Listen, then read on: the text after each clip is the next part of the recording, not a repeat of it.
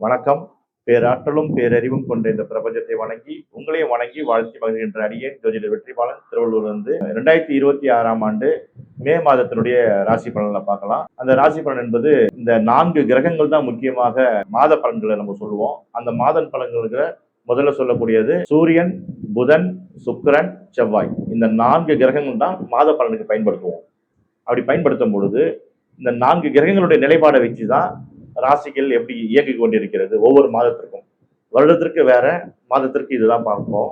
அப்படி பார்க்கும் பொழுது உங்களுடைய ரிஷபம் ராசி மற்ற லக்ன நேயர்களுக்கு 2026ஆம் ஆண்டு மே மாத பலன்களை பார்ப்போம். இந்த 2026 மே மாதம் உங்க ராசியில் உங்கள் லக்னத்தில் சுக்கிர பகவான் அமர்ந்து கொண்டிருக்கிறார். சுக்கிர பகவானுடைய சொந்த வீடு அந்த ரிஷபம் தான், ஆட்சி வீடு. அந்த வீட்டிலேயே சுக்கிர பகவான் இருக்கிறது ரொம்ப அற்புதமான ஒரு இந்த வருடத்துல இந்த ஒரு மாதம் உங்களுக்கு ஒரு நல்ல ஒரு மாதம். ஏன்னா அடுத்த வீடுகளுக்கு போயிடுவாரு. இந்த மாதம் மட்டும்தான் திரைய வைகாசியை கலந்து வரக்கூடிய மாதத்துல மட்டும் தான் சுக்கிர பகவான் ரிஷப ராசியில் இருப்பார். மேச ராசியை கடந்து ரிஷப ராசிக்கு வந்துடுவார். அப்ப ரிஷப ராசி லக்னத்துக்குரிய அதிபதி சுக்கிர பகவான் உங்க ராசியிலே இருக்கிறதுனால ஒரு அபிரிவிதமான ஒரு சுபிட்சமான நிலைப்பாடுகள்லாம் ஏற்படும். பொதுவான பலன். அப்ப ஆடை ஆபரணங்கள் வாங்குறது, வண்டி வாகனங்கள் வாங்குறது, காசு விஷயத்துல கொஞ்சம் பணம் பார்க்கறது, ஒரு லாபங்களை அதிகமா ஈட்டுறது, தொழில் வளர்ச்சி மேம்படுறது, இதெல்லாம் அதிகமாக நடக்கக்கூடிய ஒரு வாய்ப்புகள் ஏற்படக்கூடிய ஒரு மாதமாக தான் இந்த மாதம் அமைந்திருக்கிறது.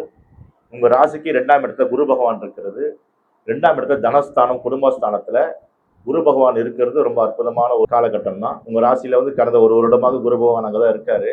ஆகையால் உங்களுக்கு அனைத்து விதமான நல்ல விஷயங்களும் இந்த ஒரு வருடம் நடந்துட்டு தான் இருக்கும். இருந்தாலும் இந்த மே மாதம் ஸ்பெசிபிக்கா பார்த்தோம்னாக்கா, மே மாதத்துல பொறுத்த வரைக்கும் உங்க ராசியிலையும் சுக்கிர பகவான் வர்றதுனால அந்த ஒரு விஷயம் உங்களுக்கு பண விஷயத்துல தட்டுப்பாடு இல்லாம போயிட்டு இருக்கும். உங்க ராசிக்கு 12ஆம் இடத்துல சூரிய பகவான், புதன் பகவான் இந்த மே மாசம் 15ஆம் தேதி வரைக்கும் இருக்கிறாங்க. அதுக்கப்புறம் அவங்க உங்க ராசிக்கே வந்துடுறாங்க. புத ஆதித்யா யோகம். அப்போ புதன், சுக்கிரன், சூரியன் 3 பேரும் சேர்ந்து புக்கூட்டு கிரகம் சொல்லுவாங்க. இந்த 3 கிரகமே உங்களுடைய ராசியில வருகின்ற 15ஆம் தேதிக்கு மேல உங்க ராசிக்கு வந்துடுறாங்க. அப்ப இன்னும் அபரிவிதமான பலன் ஏற்படுது. பவர் ஏற்படுது உங்க ராசிக்கு. இன்னும் பவர் கூடுது. ஏற்கனவே அந்த பவரை விட இன்னும் அதிகமான பவர். என்ன பவர்? சூரியனுடைய பவர். அரசு அதிகாரிகள், அரசியல்வாதிகள்லாம் இந்த எலெக்ஷன்ல கண்டக்ட் பண்ணாங்கன்னா ஒரு நல்ல ஒரு வாய்ப்பு ரிசல்ட்லாம் வரக்கூடிய வாய்ப்புகள்லாம் உண்டு. ரிஷப ராசி நேயர்களுக்கு, ரிஷப ராசிக்கு நிறைய இப்போ எலெக்ஷன் பண்ணியிருக்காங்க இல்லையா, அவங்க அரசியல்வாதிகளாம் ரிஷப ராசி லக்னம் உடையவர்கள் வெற்றி வாய்ப்புகளை பெறக்கூடிய வாய்ப்புகள்லாம் உண்டு. அது மட்டும் இல்லாமல் அவங்களுக்கு 4ல கேது பகவான் இருக்கிறதுனால தாய் வழி உறவுகள்ல தாய்க்கு உடல் நலத்துல கொஞ்சம் குறைபாடுகள் ஏற்படும். அது கொஞ்சம் பார்த்துக்கணும். அவங்களுக்கு ஏதாவது உடல்நிலைகள் சரியில்லைன்னா உடனே ஒரு மருத்துவர் அணுகி என்ன விஷயங்கள்ட்ட பார்த்துக்கணும். அவங்களுக்கு 9ஆம் இடத்துல ராகு பகவான் இருக்கிறார். அப்போ தந்தை வழி பூர்வீகத்துக்கு போயிட்டு வர்றது, இது மாதிரிலாம் ஒரு வாய்ப்புகள்லாம் அவங்களுக்கு ஏற்படும்.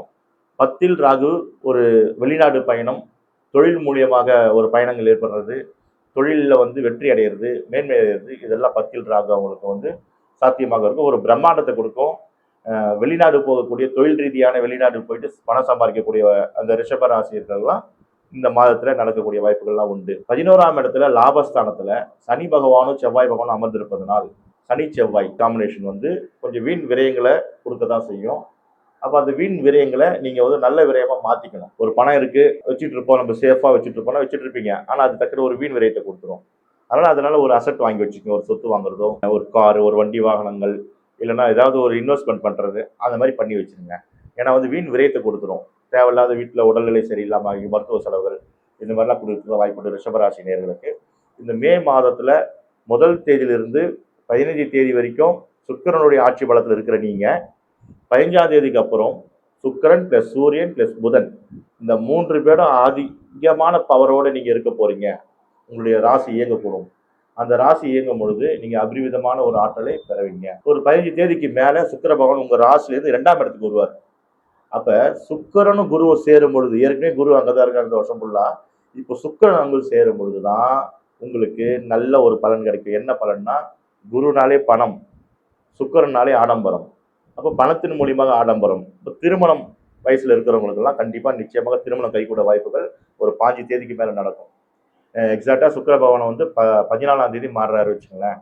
உங்களுடைய ராசியிலிருந்து ஆட்சி பெற்ற சுக்கிர பகவான் 2ஆம் இடத்துக்கு மிதுன ராசி மண்டலத்துக்கு போறாரு. அந்த டைம்ல இந்த மாதிரி திருமணத்துக்கு காத்துட்டு இருக்கவங்க, வரன் பார்க்குறவங்க எல்லாமே அந்த டைம்ல பயன்படுத்திக்கங்க. அதுல பயன்படுத்திக்கிட்டு நீங்க உங்களுடைய வரனை பேசி முடிச்சுக்கலாம். பெரியவங்களுக்கு, வயதானவர்களுக்குலாம் நல்ல ஒரு உடல் ஆரோக்கியம், தேக ஆரோக்கியங்கள்லாம் கிடைக்கும். மருந்து மாத்திரைகள்லாம் கொஞ்சம் குறைச்சிக்கக்கூடிய வாய்ப்புகள்லாம் ஏற்படும். மாணவர்களுக்கு நல்ல ஒரு முன்னேற்றங்கள் ஏற்படும். இந்த ரிஷபராசிக்கும் மாணவர்கள்லாம் நிறைய தேர்ச்சிகள்லாம் பெறக்கூடிய வாய்ப்புகள்லாம் உண்டு. மாணவர்கள் நீட் எழுதுகிற மாணவர்களுக்கெல்லாம் இந்த வருடம் மே மாதங்களில் நீட் எக்ஸாம்ஸ்லாம் வரும். அதெல்லாம் ப்ரிப்பேர் பண்ணிட்டு எழுதுறவங்களும் நல்லா சக்ஸஸ் பண்ணுவாங்க. நீட் எழுதுகிற மாணவர்களுக்கு நல்ல தேர்ச்சி பலன்கள் கிடைக்கும். பொதுவாக மாணவர்களை ரிசல்ட்டுக்கு வெயிட் பண்ணுறாங்க. மே மாதங்களில் அருமையான ரிசல்ட்ஸ் எல்லாருக்குமே நல்லா கிடைக்கும். ஏன்னா ரிஷபராசி அந்த அளவுக்கு நல்லா இருக்கு. 2ல குரு இருக்கிறதுனால, இப்போ சுக்கிரனும் அங்கே குருவோடு சேர்றதுனால அந்த காம்பினேஷன் ரொம்ப அருமையாக இருக்கும். சுக்கிரன் ப்ளஸ் குரு 2 பேருமே சுபகிரகங்கள் தான். ஆனால் சுக்கிரன் வந்து சுபகுருவும், குரு வந்து தேவகுருவும் சொல்லுவாங்க. 2 பேருக்கும் எதிரி எதிரி இருந்தாலும் 2 பேரும் சுப பிளானட்ஸ். அதனால அந்த இடத்துல வந்து நல்ல விஷயங்கள் நடக்கக்கூடிய வாய்ப்புகள்லாம் உண்டு 2ஆம் இடத்துல இருக்கிறதுனால. இதை நீங்க பயன்படுத்திக்கலாம். ரிஷபத்தை பொறுத்த வரைக்கும் ஒரு 70% நல்லா இருக்கும். நீங்க வழிபட வேண்டிய தெய்வங்கள் வந்து பெருமாள் கோயில்ல இருக்கிற தாயார். தாயாரை வழிபாடு பண்ணீங்கன்னா, தாயார்கிட்ட போய் நீங்க பிரேயர் வச்சீங்கன்னா, அதுவும் வெள்ளிக்கிழமையில போய் நீங்க பிரேயர் வச்சீங்கன்னா உங்களுக்கு அற்புதமான ஒரு பாசிட்டிவ் எனர்ஜிலாம் கிடைக்கும். நீங்க வெற்றி வாய்ப்புகள்லாம் பெறுவீங்க. இதுக்கப்புறம் இந்த ராசி ப்ரெடிக்ஷன் நம்ம சொல்லும் பொழுது, ஐயா நீங்க சொல்றீங்க ராசி ப்ரெடிக்ஷனு கரெக்ட். ஆனா சில சமயம் அதுக்கு எங்களுக்கு மேட்சிங் ஆக மாட்டேன்னு சில பேர் கேட்கறாங்க, இந்த சாட்டும் பண்றாங்க. அப்ப அதுக்கு என்ன விஷயம்னா, அவங்களுடைய ராசி லக்னமோ அவங்களுக்கு ராசியாதிபதியாகிய செவ்வாய் பகவான் எப்படி இருக்கான்னு அவங்க பர்த் சார்ட்ல பார்க்கணும். அந்த பர்த் சார்ட்ல செவ்வாய் பகவான் நீச்சமாக இருந்தார்னா, அவயோகமாக இருந்தார்னா, இப்ப நான் கொடுக்குற ப்ரெடிக்ஷனுக்கு வந்து கொஞ்சம் டேலி ஆகாது அவங்களுக்கு. அந்த மாதிரி இருக்கிறவங்க, அதாவது மேக்சிமம் செவ்வாய் கொஞ்சம் கெட்டு போனவர்களுக்கு திருமணம் தடை தடங்கள் நிறைய பேருக்கு இருக்கு. அப்படி திருமணம் ஆனாலும் அந்த குழந்தை பிறப்புல நிறைய தடை தடங்கள் இருக்கும். சரி, அப்படி திருமணமாகி குழந்தையும் பிறந்து வச்சுங்களேன், அந்த ஃபேமிலி இஷ்யூஸ் இருக்கும். இது 3மே கண்டிப்பா வந்து இது செவ்வாய் சரி இல்லாதவங்களுக்கு நடக்குது. அது மட்டும் இல்லாம சகோதர காரகத்துவம்னு சொல்லுவாங்க. சகோதரனா அண்ணன் தம்பிகளுக்குள்ள ஒரு பிரச்சனை, பிரிவினைகள், கோர்ட்டு கேஸ் வரைக்கும் போறதெல்லாம் இருக்கும். இதெல்லாம் இந்த மாதிரி இருக்கிறவங்க எல்லாம் தனிப்பட்ட முறையில் கொஞ்சம் அந்த ஹாரோஸ்கோப் பார்த்துக்கணும். அவங்களுக்கு பர்த் சார்ட்டை வச்சு எங்கிட்ட ஒரு கன்சல்டேட் பண்ணிட்டாங்கன்னா அதுக்கு என்ன ரெமடின்னு கொடுப்பேன். அந்த ரெமடியை நீங்க பயன்படுத்தி அதுல இருந்து நீங்க வெளியே வந்துடலாம். இது நிறைய பேர் பண்றாங்க. இந்த சர்வீஸ் நம்ம கொடுத்துட்டு இருக்கோம். அது நீங்க நம்ம கீழே இருக்கிற அந்த நம்பரை கான்டாக்ட் பண்ணி அதெல்லாம் நீங்க அந்த சர்வீஸை நீங்க எடுத்துக்கலாம். நீங்க எங்க இருந்தாலும் சரி, உலகம் ஃபுல்லா எங்க இருந்தாலும், வெளி மாநிலங்கள்ல இருந்தாலும் நீங்க வந்து ஆன்லைன் மூலியமாக தொடர்பு கொண்டுக்கலாம். நம்ம கிட்ட வந்து ஆன்லைன்லயும் பேச முடியும், ஆஃப்லைன்லயே பேச முடியும். ஆன்லைன்ல தொடர்பு கொண்டு ஏன்னா வெளியூர், வெளிநாடு, வெளி மாநிலம் இருக்கவங்க ஆன்லைன்லயே நீங்க வந்துக்கலாம். லோக்கல்ல இருக்கவங்க ஒரு அப்பாயின்மெண்ட் போட்டுக்கிட்டு நம்ம 1-to-1 பார்த்துக்கலாம். இல்லைன்னா குரூப் டிஸ்கஷன்லாம் கூட இருக்கு. நிறைய ஸ்கீம்ஸ் இருக்கு. அதாவது பட்ஜெட் வைஸா வந்து நிறைய ஸ்கீம்ஸ் அனௌன்ஸ் பண்ணிட்டு இருக்கேன். அது வந்து நம்மளுடைய டீம் வந்து ஒர்க் அவுட் பண்ணிட்டு இருக்காங்க. நீங்க கால் பண்ணுங்க, உங்களுக்கு கைட்லைன் கொடுப்பாங்க. என்ன ஒரு பிரச்சனைகள் இருந்தாலும் அதுக்கு சொல்யூஷன் நிச்சயமாக உண்டு. எந்த பிரச்சனைக்கு பூட்டுக்கும் ஒரு சாவி இருக்கு. அந்த மாதிரி எந்த ஒரு பிரச்சனைக்கும் நமக்கு வந்து இறைவன் தான் நமக்கு தீர்ப்பு கொடுக்க போறாரு. அந்த இறைவன் கிட்டே நம்ம சரணாகதி அடையணும்.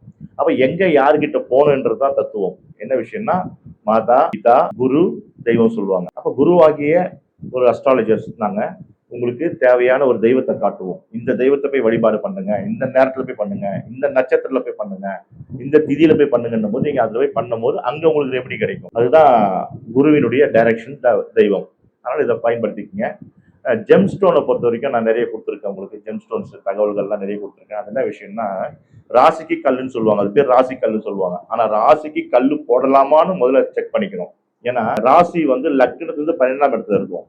அப்போ 12ஆம் இடம் வந்து விரயஸ்தானம் ஆகும். இப்போ ஒரு ராசி வந்து விரயஸ்தானத்தில் இருக்கிற ராசியை வந்து ஆக்டிவேட் பண்ணிட்டாங்கன்னா அது வந்து விரயமாகிட்டு இருக்கும். அதனால அது வேண்டாம்.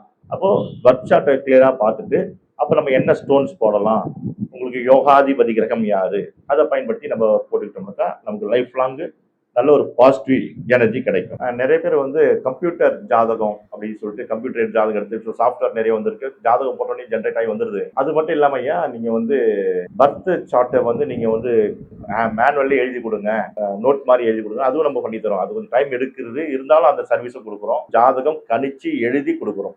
அந்த சர்வீஸை நம்ம கொடுத்துட்டு இருக்கோம். இதை தாண்டி ஒரு தொழில் வளர்ச்சி மேன்மை அடையணும், ஒரு வீட்டில் சுபிக்ஷமாக இருக்கணும், லக்ஷ்மி கடாட்சம் வரணும் அப்படின்ற போது மகாமேருன்னு சொல்லிட்டு அது நிறைய கோயில்களில் பிரதிஷ்டை பண்ணியிருக்காங்க. மகாமேருலாம் மதுரை மீனாட்சி, காந்தி காமாட்சிகள்லாம் மகாமேருடைய அனுகிரகத்தில் அம்மனுடைய பவரும் அங்கே வந்து இயங்கிட்டு இருக்கு. அதே மாதிரி மகாமேரு நம்ம பூஜிக்கப்பட்ட மகாமேரு நம்ம ரெடி பண்ணி கொடுக்குறோம் பூஜை செய்து.